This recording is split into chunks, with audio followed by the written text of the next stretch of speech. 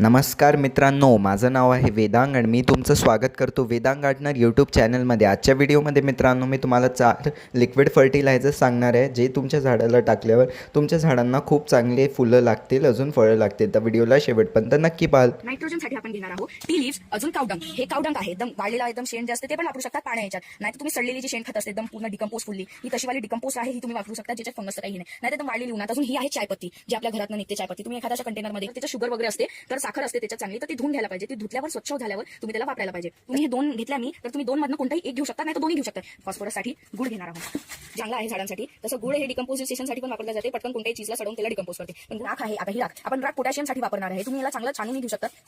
Magnesium आपण घेणार आहोत, असे टर्फल याचे, केळाचे टर्फल, बनाना पील, लन पील, असे कांद्याचे टर्फल असतात, ते तुम्ही वापरू शकता. कांद्याचे टर्फल आपण सल्फरसाठी वापरणार आहोत. तर असे तर लसणाचे पण असतात, लसूण कांदे दोन्ही एकत्र तुम्ही ठेवू शकता त्याला बरोबर कलेक्ट करून. तर आता आपण लास्ट आपला जो आहे कॅल्शियमसाठी तुम्ही संत्र्याचे टर्फल वापरू शकता. वाळून पण घेऊ शकतात आणि बिना ड्रायवाले पण घेऊ शकतात. असे संत्र्याचे टर्फल तुम्ही हे करू शकता. अजून नाही तर तुम्ही कॅल्शियमसाठी घेऊ शकता चुना. तर सगळ्यांकडेच अवेलेबल असतो. याच्यामधून कोणताही एक तुम्ही घेऊ शकता. मी तर सगळेच घेणार आहे याच्यातले. अजून कॅल्शियमच्या सोर्ससाठी चॉक पावडर असणार आपल्याकडे, तर चॉक पावडर पण घेऊ शकतात. ऍब्झॉर्ब करायला काहीतरी पाहिजे माती त्यांना चांगला ऍब्झॉर्ब. ही हळद आहे, ही आपण वापरू शकतो झाडांमध्ये. आपल्याला 2 चमचे हळद घ्यायची आहे फक्त. नीम खल्ली, तसं तर मार्केटमध्ये नीम केक मिळून जातो, ते पण वापरू शकता, डिकम्पोज नीम केक. पण आता हे अशी माती घ्यायची जिच्यात जीवन तत्व असते, म्हणजे नीमच्या झाडाखालची माती. नाहीसाठी आपल्याला लागणार आहे कोणती पण बकेट घ्या, 15 लिटरची पण अशी घेऊ शकतात. नाहीतर माझी 6 लिटरची बकेट आहे, अशी पण 6 लिटरची घेऊ शकतात. आणि आपल्याला काही अशा दंडा वगैरे लागलेला चांगल्याला धुटायला, तर असं घेणार आहोत आपण. आता ही मी 6 लिटरमध्ये प्रक्रिया करतो आणि 15 तुम्हाला घ्यायचं आहे शेणखत. अजून असं 2 बुधभर शेणखत तुम्हाला असं टाकून द्यायचं आहे. मी याच्यात शेणखत जास्त टाकलं म्हणून मी चायपत्ती कमी टाकेल. तुम्ही याच्यातनं कोणतं एक पण टाकू शकता. शेणखत टाकलं तर चायपत्ती नका टाकू. तुम्हाला दोन्ही टाकायचं, दोन्ही टाकू शकता. आता मी घेतला आहे नेक्स्ट इन्ग्रेडियंट गुळ. गुळ एवढंच घ्यायचं आहे तुम्हाला, असं एवढं गुळ असं टाकून द्यायचं आहे. आता हे सगळे इन्ग्रेडियंट्स झाले आपले. आता आपण नेक्स्ट वापरणार आहोत राख. आता राख तुम्ही किती 2 मुठ्ठी टाकू शकता. माझ्याकडे तेवढी राख नव्हती म्हणून मी आता टाकली नाही.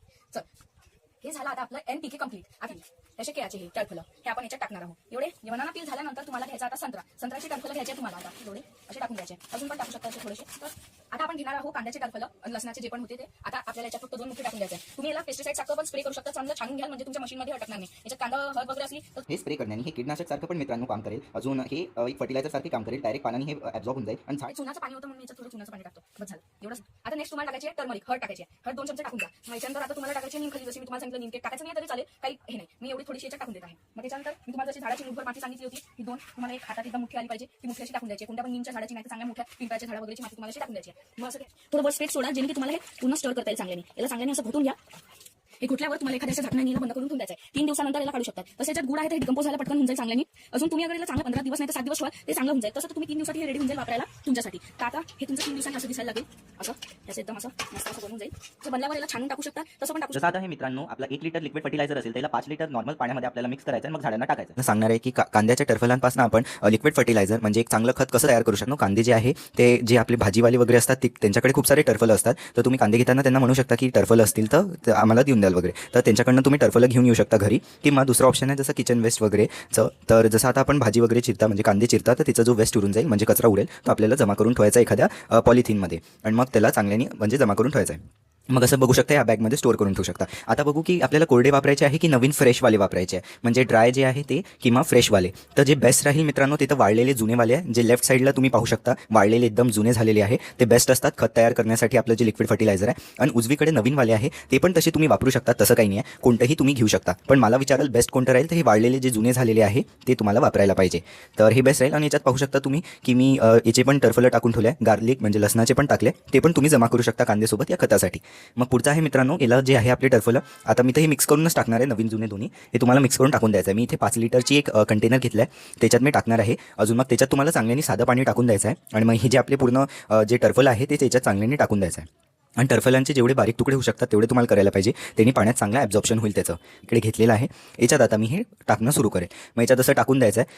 आणि मित्रांनो मग याच्यात साधं पाणी तुम्हाला चांगल्याने भरून द्यायचं आहे. वरपर्यंत एकदम नाही भरायचं आहे, वर थोडीशी जागा तुम्हाला मोकळी म्हणजे रिकामी ठेवायची आहे, जेणे की म्हणजे जसं आता खत बनणं तयार होते ते हलकंसं वर येणं सुरू होते. त्याच्यासाठी मित्रांनो वरची जागा तुम्हाला रिकामी ठेवायची आहे. आणि दुसरा पॉईंट हे पण आहे की प्रत्येक दिवशी किंवा 2-3 दिवसातून एकदा आपण त्याला उघडून एकदा मिक्स करणार आहे. कोणताही दंडा घेऊन चांगल्याने तुम्हाला त्याला घोटून घ्यायचं आहे एका दिवसानी. जसं आज घोटलं मग उद्या परत एकदा उघडून तुम्हाला चांगल्याने त्याला मिक्स म्हणजे घोटून घ्यायचं आहे चांगलं कोणत्याही दंड्याने. त्याच्यासाठी वरची जागा तुम्हाला अशी थोडीशी रिकामी ठेवायची आहे, एक तर ते खताचं आणि दुसरंही फिरवण्यासाठी. याला चांगल्याने असं मग तुम्हाला ठेवून द्यायचं आहे. मग आता याच्यात गुळ पण टाकायचं आहे मित्रांनो, जास्त नाही, थोडासा एक छोटासा तुकडा तुम्हाला गुळाचा याच्यात टाकून द्यायचा आहे.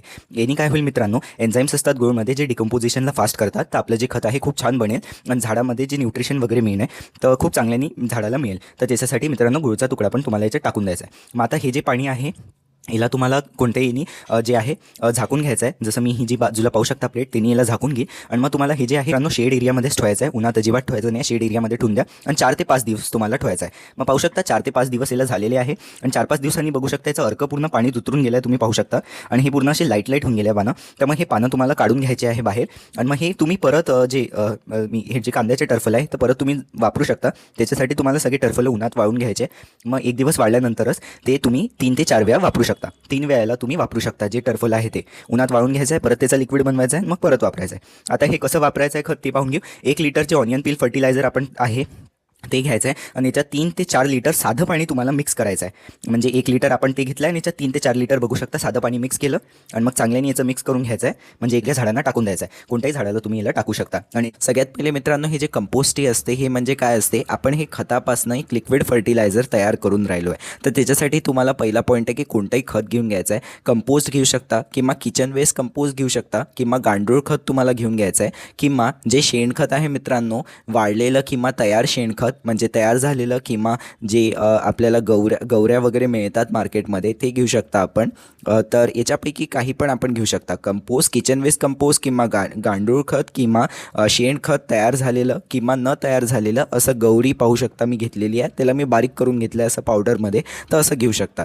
तर या सगळ्यांवर व्हिडिओज तुम्हाला समजा पाहिजे असतील, किचन वेस्ट कंपोस्ट घरच्या घरी कसं तयार करायचं असते, गांडूळ खत अजून शेणखत घरच्या घरी कसं तयार करायचं त्याच्यावर मी व्हिडिओ आधीच बनवून ठेवला आहे. तर त्याची मी लिंक तुम्हाला व्हिडिओच्या शेवटी देऊन देईल, तर ते व्हिडिओज पण नक्की पाहाल. त्याच्यात डिटेलमध्ये सांगितलं आहे हे सगळे खतं घरच्या घरी कसे तयार करायचे.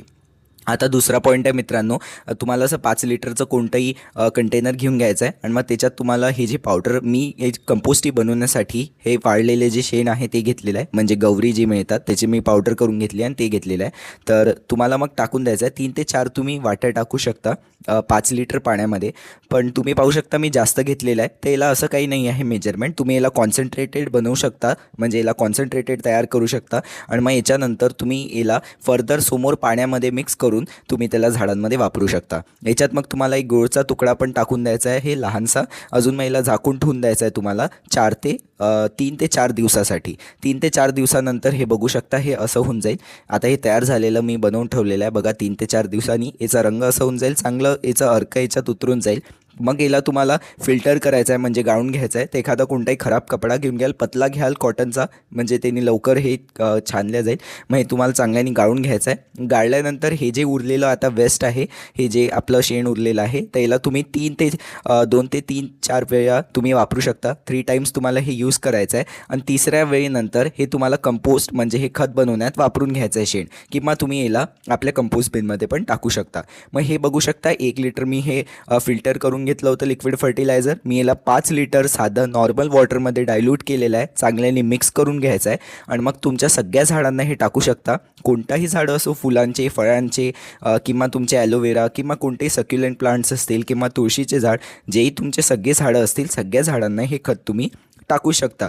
झाडासाठी खूप चांगलं राहील, झाडाला हिरवगार ठेवेल. अजून जसे नवीन फळं वगैरे येण्यात मदत होईल. याच्यात नायट्रोजन खूप असते, तर हे खूप चांगलं असते. मित्रांनो जे नीम खल्ली आहे मी याच्यावर व्हिडिओ बनवून ठेवलेला आहे, तो व्हिडिओ नक्की पाहाल. हे घरच्या घरी कसं तयार करायचं असते, तर आपण हे नीम खल्ली याच्यात यूज करू शकता. नीम केक याला म्हटलं जाते. हे वाटीमध्ये पाहू शकता हे, किंवा तुम्हाला ड्राय लिव्स घेऊन घ्यायचे आहे. कडुलिंबाचे वाळलेले पानं पण घेऊ शकता मित्रांनो, किंवा तुम्ही जे ओले पानं असतात ते पण घेऊ शकता. ओले पानं फक्त तुम्हाला मिक्सरमधनं पेस्ट बनवून घ्यायचं आहे आणि मग ते पेस्ट तुम्हाला लिक्विड फर्टिलायझरमध्ये वापरायचं आहे. ते तिघांपैकी काही वापरू शकता. नीम खल्ली किंवा वाळलेले पानं किंवा ओले पानापासून तयार करू शकता. दुसऱ्या 5 लिटर पाणी तुम्हाला घेऊन घ्यायचं आहे. अजून याच्यात तुम्हाला एक हे आपली वाटी चांगल्याने नीमखल्ली याच्यात टाकून द्यायचं आहे. मी नीमखल्ली वापरलेली आहे, तर याच्यावर व्हिडिओ नक्की पाहाल. घरच्या घरी कसं तयार करायचं असते ते तुम्हाला याच्यात टाकायचं आहे. याच्यात तुम्हाला गुळचा एक तुकडाही टाकून द्यायचा आहे.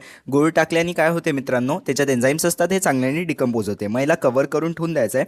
4 ते 5 दिवसासाठी तुम्हाला याला झाकून ठेवून द्यायचं शेड एरियामध्ये. मग 4-5 दिवसांनी मित्रांनो हे खत तयार होऊन जाईल. जसं लिक्विड फर्टिलायझरवर पण मी खत बनवून ठेवलं आहे, नीमखल्लीवर पण खत बनवून ठेवलं आहे, आणि जे कडुलिंबाचं तेल म्हणजे नीम ऑइल आपण घरच्या घरी तयार केलं होतं, त्याच्यात जो आपली पेस्ट उरली होती ती पण आपण झाडामध्ये वापरू शकता, या लिक्विड फर्टिलायझरमध्ये टाकू शकता, बनवू शकता.